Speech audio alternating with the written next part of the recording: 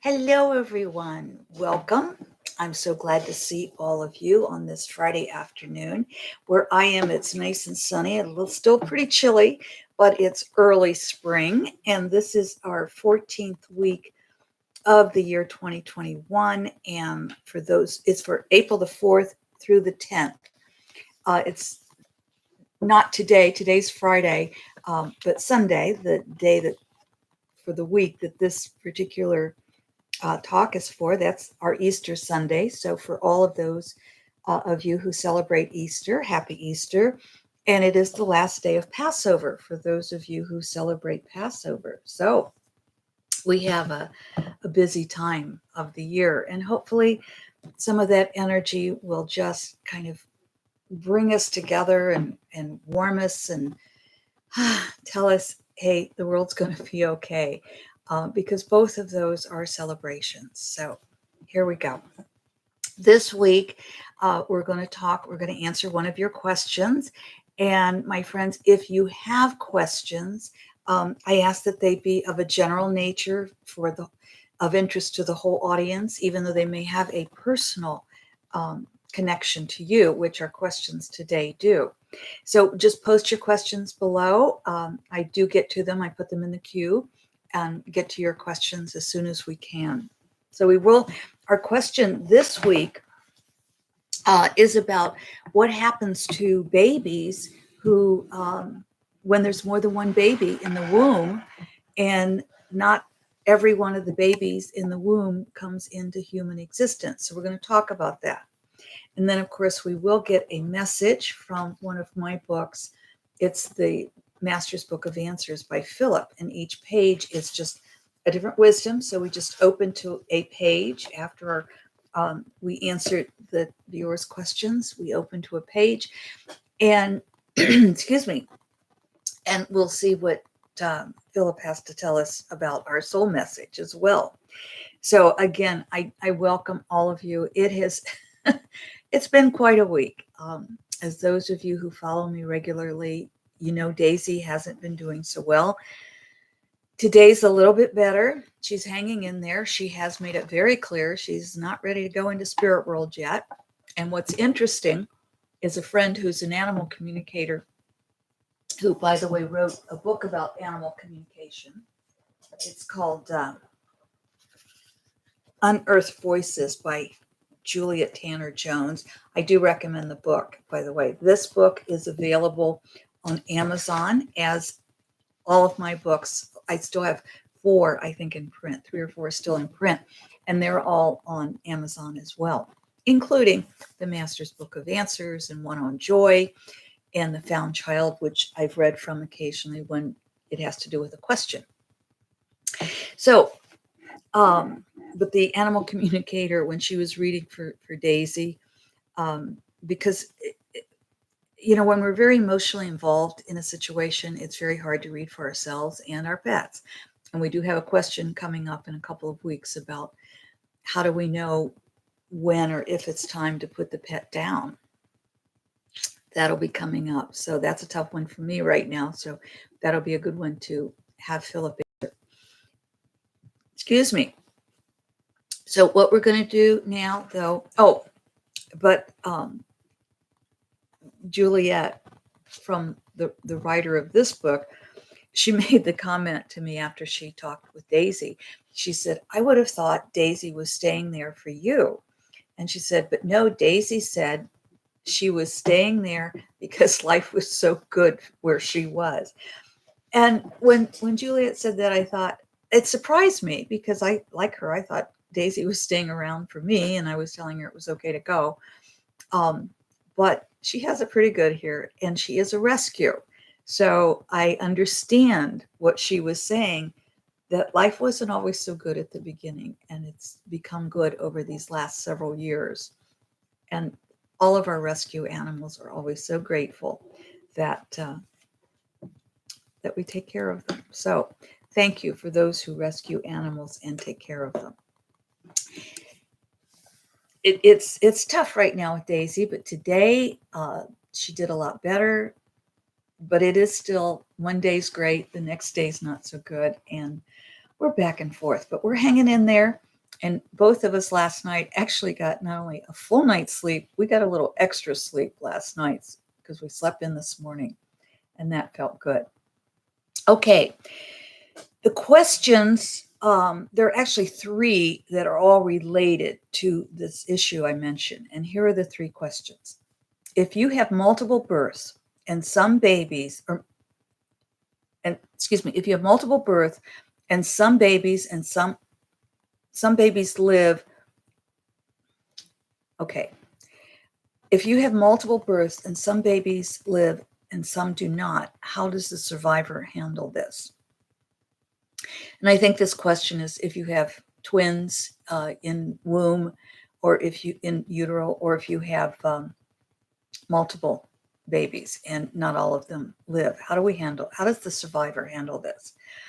And then as part of that question, the second question was there a contract among them to come into this plane together? And the third part of the question is, what happens to that relationship when the babies transition, leaving behind their siblings? So we have three parts to the questions. If you have more than one fetus in your belly, and not all of them come into human life, how do the survivors handle losing their siblings? The second part is, was there a contract among them, a soul contract, to come together in this plane? And the third part was, what happens to that relationship when the babies transition, leaving behind their siblings? Okay, here's what Phillip says. Hello, Annika. Blessed day for all. She's telling everyone, blessed day for all. So here we go. When in spirit world, as we have spoken before, each being chooses their family, including their birth parents, who may be loving parents throughout their lives, or the parents may simply be a sperm donor and a vessel for carrying the baby. Also, we remind you that the soul may enter the body anytime from conception until after birth into the human world. So even though we're calling the fetus in utero, in the womb, we're calling those babies, they are creating a human body, but they may not yet have entered, the soul may not have entered that body. Now that this has been stated, Phillip says, let us continue to the question, how do survivors handle the loss of siblings in the womb? And he goes on to say, it all depends on the individual and the life they choose. Let us look again at life before birth into the human illusion. And I found that really interesting, the way he worded that. Let us look again at life before birth into the human illusion. Okay. If a soul is frightened of coming into the human world, they may ask others to comfort them in the womb. The comforters are not to come into human existence. They are strictly for the comfort of the one who is. Why would a soul need comforting in the womb? They may be entering their first experience as a human, or they may have had a most difficult life experience before and feel frightened of returning. Or they may be the very old soul who is showing and comforting newer or frightened ones how it is to be in the womb and then come into human life. We remind you, a soul may choose to enter the human anytime from conception to after birth. A soul may also choose to leave as well as stay. When leaving, the soul simply returns to the spirit world. This is neither right nor wrong. Spirit world has no judgment, as do humans. The only judgment is in spirit world, the only judgments with an S in spirit world are those the humans carry with them when they cross over. I found that part very interesting, that I love the part that the babies may come together just to comfort each other. And it may just be comfort in the womb, not and comfort for birth itself may not be there, needed to be there. Or it could even be that they're born within minutes of each other just to help each other through. And then one may choose to leave because the soul contract's been fulfilled. I'm going to choose to help you get born, and that's it. Or I'm going to choose to help you be comfortable in the womb, and that's it. Or who knows? All right, here we go. We believe we have spoken to the soul contracts between and among those who share a womb. This we wish to add. There are soul contracts between the parents as well as the babies. For example, a parent and baby may have a contract that allows the baby to leave at or before birth, to allow the parent to gain compassion and understand the sorrow this brings. The parent may then comfort others who experience this, or the parent may choose the experience to understand how their parent felt when they were entering birth but changed their mind, for examples. And that's a whole nother dimension. It just goes on, doesn't it? Let us now address the third issue brought forth. What happens to the relationship among the in-womb siblings who return to spirit world and those who enter the human realm? You already know I'm going to say that it depends on the individuals. That's Philip's humor there coming through. Excuse me. They may choose to continue their relationship, or they may say thank you, goodbye for now, or anything in between, such as a communication now and then, or only at the beginning and ending of Earth life. As you can see, the answers you seek are of greater explanation than was thought. We have given a general overview of a more complex question because we are speaking of individual lives and decisions. Humans must realize that there are multiple gray areas rather than pat black and white answers. When I wrote that out, listening to Philip in my inner world, I had to laugh because of what I chose to wear this morning. Black and white. Okay. And I thought, gee, should I go change and put on gray? And I didn't, but it gave me a little chuckle. Today, we have only peeled back a few of the multiple layers. To peel back all the layers, we would be too complicated for the human mind to fully comprehend. This is not to say the human should not seek answers and seek to understand life. Indeed, they should. What must be known, however, is that although all seems complicated, for the human, all that is to be remembered is that all unfolds as it is to unfold. Although the human mind may not comprehend the whys and wherefores, the human need only accept love. That is all, the human need only accept love, that all is unfolding in love. If the human understands this, then all will be known. Although the human mind may not comprehend the whys and wherefores, the human need only accept love, that all is unfolding in love. If the human understands this, then all will be known. That's Philip's answer for those children, those babies, those fetuses, those ones who do not come in to life, those twins where one comes in and one doesn't. I found the answer to that actually quite interesting. Let's see what our message is for this week. And again, we just open, and I'm going to stop right there. Wow. I am hearing right. If you heard right, then our intuition's in sync.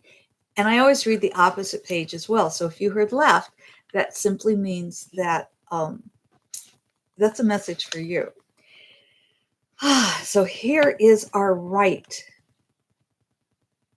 It's a long one. It takes up the whole page. Turn from poverty to wealth. When I say the whole page, it's not big print. But this is the longest one.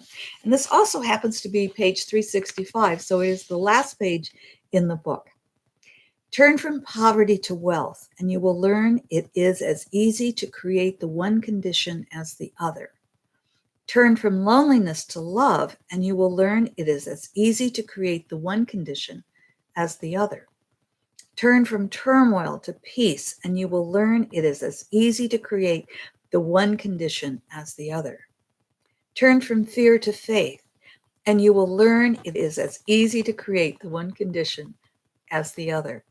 Turn from despair to certainty, and you will learn it is as easy to create the one condition as the other. You are the master of your life. You are the master of your life. You know, it's a little more subtle. I'm always kind of just amazed at how our messages fit in to the answer to the question. This one's a bit more subtle, but I think what Phillip is really telling us here is that last line, you are the master of your life. And that begins before birth, and that continues with every life experience we have, whether we've had 2 or 3 million, thousands, it doesn't matter. We're the master. And as a soul, we choose to come into human life. We also may choose not to come into human life. And I remind you that the soul enters the human fetus, the body, the baby. The soul enters at the time of conception or all the way up to after birth. The soul's still making a decision. And it might have to do with the parents. So it gets a little complicated. But as Phillip says, stay in love and recognize all is unfolding in love. We don't necessarily understand it, but you are the master of your life. Master love, and you master your life. If you heard the left side, this is your message. When you're up against a brick wall, look for the crack in the mortar. When you're up against a brick wall, look for the crack in the mortar. And I want to add then also, remember you are the master of your life. Life is not easy for any of us. We do our best. And I remind you, as I said last week, we are constantly returning to love. It's not easy staying in love. So that old adage, take time to smell the roses, or whatever the flowers are, that's helpful. That's important. That's all we can do, is keep returning to love. And I leave you with this thought. Love is an action verb. It's not just an emotion. So thank you, my friends, for the action you take this week to add love to the world. Thank you so much for your healing energy and prayers for Daisy, because it is making a difference. She was up and about and wagging her tail when I came out this morning, and she said, "Where's my breakfast?" So you're doing this, and I appreciate it. Thank you for the love you receive that we're sending out to you. And thank you for the love you send to us.